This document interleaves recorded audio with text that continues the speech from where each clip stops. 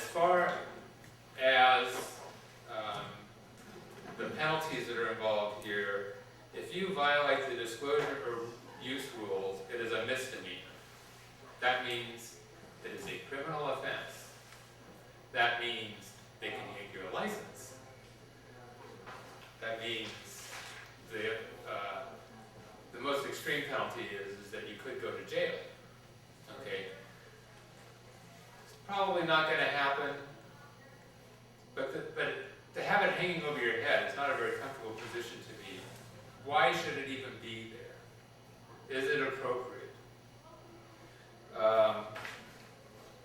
Civil penalty can also be imposed of $250 for each disclosure or use to a maximum of $10,000 per year. So there are also these financial penalties.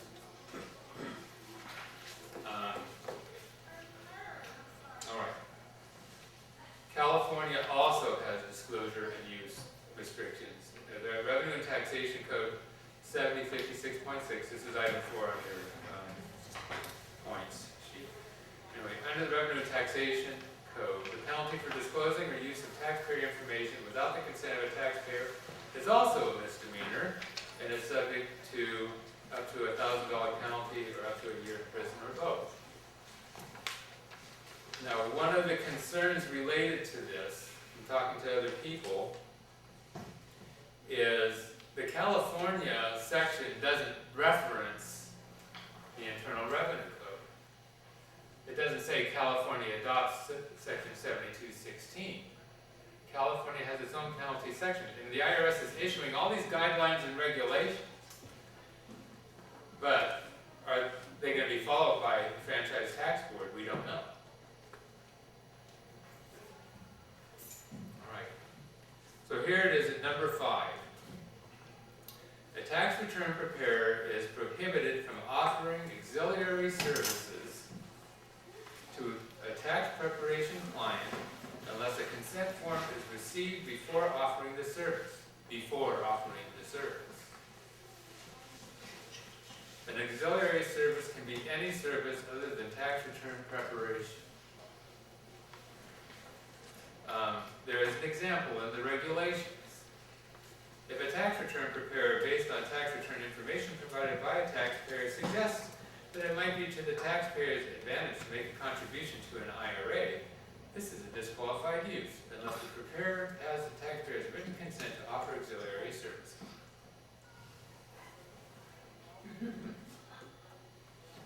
Any of you ever suggested to a client it might be a good idea to make a contribution to an IRA? Did you get a consent first? Does this make any sense? Okay, why? Because that's tax planning. That is not tax return preparation. That is nonsense. Now you know why I'm dressed up like this?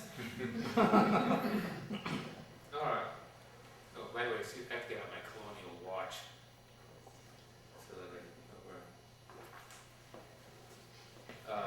Alright. By the way, if you don't tell the client, don't you think that the client might take an action, say basically that you were negligent in the service that you're providing to them because you didn't give them any tax planning advice because that's what they came to you for? Alright. Now, again, as I said, item number 6, tax return information is used for an internal purpose of promoting alternative services includes, but is not limited to, the taxpayer's name, address, or identifying number, which we wouldn't do an identifying number anyway, furnishing in connection with the preparation of an income tax return. So basically it's anything that they give you, but it includes their name and their address. Now item 7, there is a possible loophole, and that is, first of all, tax return information does not include information identical to any information that's been furnished to a tax return preparer if the identical information was obtained otherwise in connection with the preparation of a tax return. So, if you have a client that comes to you initially for advice, okay, for tax planning services, I would say that you should qualify for this exception. Now, you might want to document that in your file. And eventually, I would say you would want to have this consent, just as with insurance. All right. So that's a little bit related to use. Let's talk about disclosure for a couple moments. And excuse me if I jump around a little bit related to this. Okay, so disclosure means the act of making tax return information known to any person in any manner whatever. So, of course, the one that we all have to deal with every year, at least some clients, is providing information related to providing a copy of a tax return that may be used for applying for a mortgage.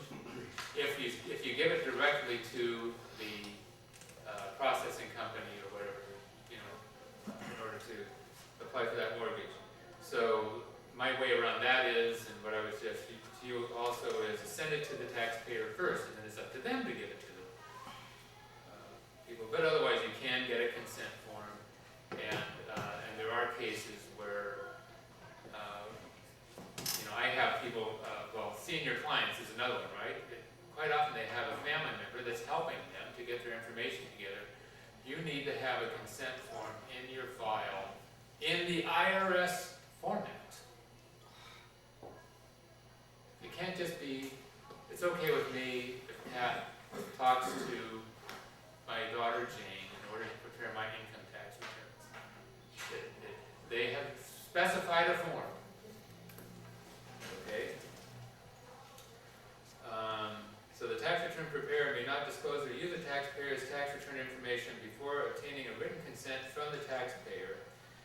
And the tax return preparer may disclose or use tax return information as the taxpayer directs, as long as the preparer obtains that written consent from the taxpayer.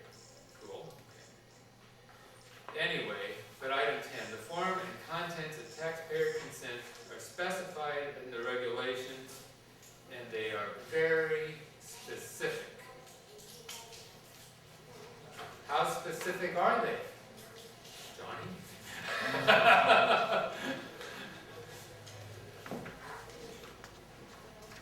The disclosure has to be done in 12-point type on an 8.5 by 11 piece of paper.